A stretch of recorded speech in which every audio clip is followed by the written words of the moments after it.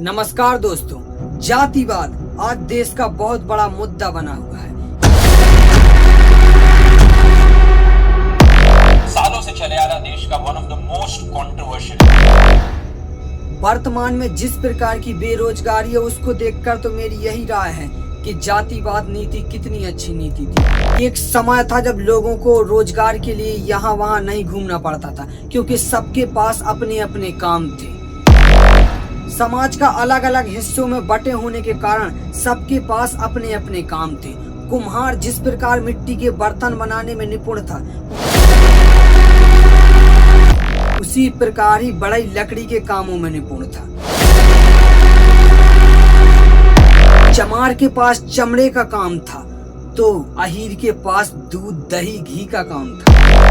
कोरी समाज के पास कपास का काम था तो कहीं तेली समाज के पास तेल से बने पकौड़ों का। सबके पास अलग अलग काम थे और सब अपने अपने कामों में निपुण थे। लेकिन सोचने की बात यह है कि अगर यह प्रणाली इतनी ही अच्छी थी तो आज इसका हास्य क्यों हो रहा, क्यों यह एक उपवास का पात्र बनकर रह गई है। किसने बांटा था हमें जातियों में और क्यों बांटा था। जातिवाद एक सामाजिक व्यवस्था और सामाजिक विचारधारा है जो जातियों को अलग अलग करके रखती है। इसका मूल उद्देश्य सामाजिक व्यवस्था बनाए रखना। वैसे तो जातिवाद की उत्पत्ति प्राचीन भारत में ही मानी जाती है। इसका उल्लेख वेदों तथा मनुस्मृति में मिलता है। उसमें इसे 4 वर्गों में बांटा गया था: ब्राह्मण, क्षत्रिय, वैश्य और शूद्र। ब्राह्मण ज्ञान और शिक्षा के विशेषज्ञ, वहीं पर क्षत्रिय रक्षा करने वाले तथा शासन करने वाले, वैश्य जो व्यापार करते थे और कृषि करते थे, वहीं पर शूद्र सेवा और श्रम करते थे। 1871 में पहली जातीय जनगणना भाई, जिससे जातिगत पहचान को सरकारी दस्तावेजों में पहचान मिली। प्रशासनिक कार्य और सरकारी नौकरियों में जातिगत को वर्गीकृत किया गया, जिससे जातियों के बीच प्रतिस्पर्धा तथा भेदभाव बढ़ा। अंग्रेजों ने पूरी कोशिश की कि कहीं ये छोटे छोटे खंडों में बटा हुआ समूह एक ना हो जाए, इसीलिए उन्होंने फूट डालो राज करो नीति अपनाई। अंग्रेजों ने जातिवाद को आरंभ तो नहीं किया, लेकिन उसे इस प्रकार से डिजाइन किया। लॉर्ड काइजन के समय 1901 में जातियों को वर्गीकृत किया गया तथा ऊंच और नीच के दर्जे में बांटा गया, जिससे सामाजिक असमानताओं ने जन्म लिया।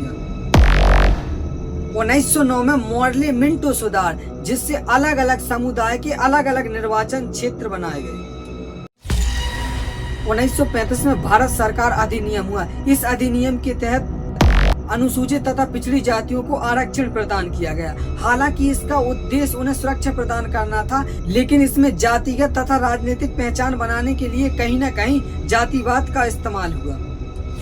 1941 यह ब्रिटिश शासन की भारत में अंतिम जातीय जनगणना थी। इसने अंतिम जातीय आंकड़े को इकट्ठा किया था। इसके बाद स्वतंत्र भारत में जातीय जनगणना काफी लंबे समय तक बंद रही। अंग्रेजों ने उच्च शिक्षा एवं नौकरियों के लिए अंग्रेजी भाषा का दबाव किया, जो उस समय मुख्यतः उच्च जातियों को ही प्राप्त थी, जिसके कारण निम्न जातियों को समान शिक्षा नहीं मिली तथा वो समान नौकरी के लिए योग्य नहीं बन पाए।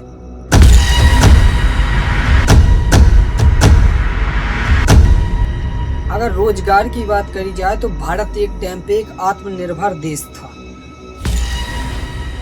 बहुत ही बड़ी साजिश के तहत भारत को इस मुकाम पे लाया गया कि आज वो लाचार है।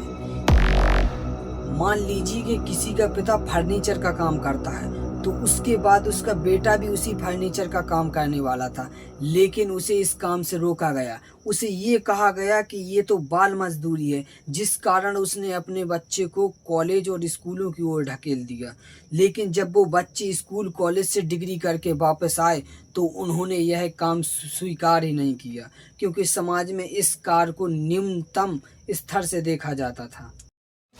औद्योगिकरण और मशीनीकरण। आधुनिक उद्योग के आने से पारंपरिक हस्तशिल्प की मांग कम हो गई।